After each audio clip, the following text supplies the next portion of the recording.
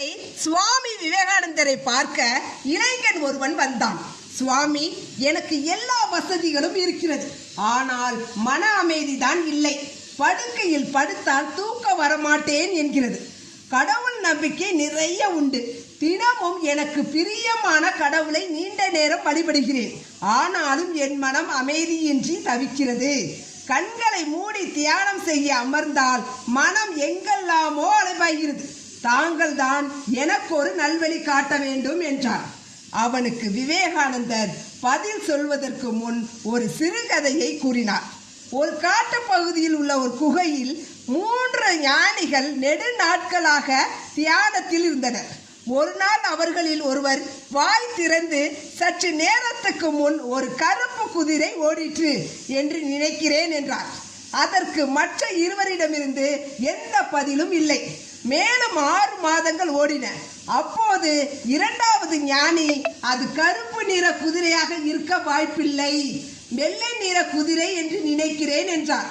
இவரின் வாதத்திற்கு மற்ற இருவரிடமிருந்து எந்த பதிலும் வரவில்லை. 6 மாதங்கள் கடந்தன. கொஞ்சம் சும்மா இருக்க மாட்டீங்களா? இப்படியே நீங்கள் வளவளவென்று பேசிக்கொண்டு இருந்தால் நான் வேறு எங்காவது போய் என் தியானத்தை தொடர்கிறேன் என்று கோபப்பட்டார் 3வது ஞானி. இந்த 3 ஞானிகளும் கண்களை மூடி தியானிப்பதற்கு பதில் மனதை மூடி தியானித்திருந்தால் இறைவனை அடைந்திருக்க முடியும். அதுவே உண்மையான தியானம். பிறகு விவேகானந்தர் இளைஞனின் கேள்விக்கு பதில் கூறினார். மன அமைதி பெற சிறந்த வழி சுயநலமற்ற பொது சேவையில் ஈடுபடுவதுதான் என்கிறார். உன் வீட்டை சுற்றி வசிப்பவர்களின் ஏழைகள், ஆதரவற்றவர்கள் இருந்தால் அவர்களுக்கு உன்னால் முடிந்த உதவிகளை செய்.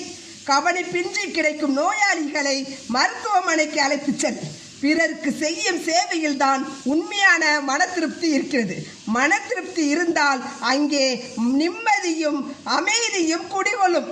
இதை நீ உணராவிட்டால் உன்னால் நிச்சயம் தியானம் செய்ய முடியாது. உன் மனம் ஒரு நிலையில் இல்லாமல் அலைபாய்ந்து கொண்டுதான் இருக்கும் என்று இளைஞனுக்கு போதித்தார் விவேகானந்தர்.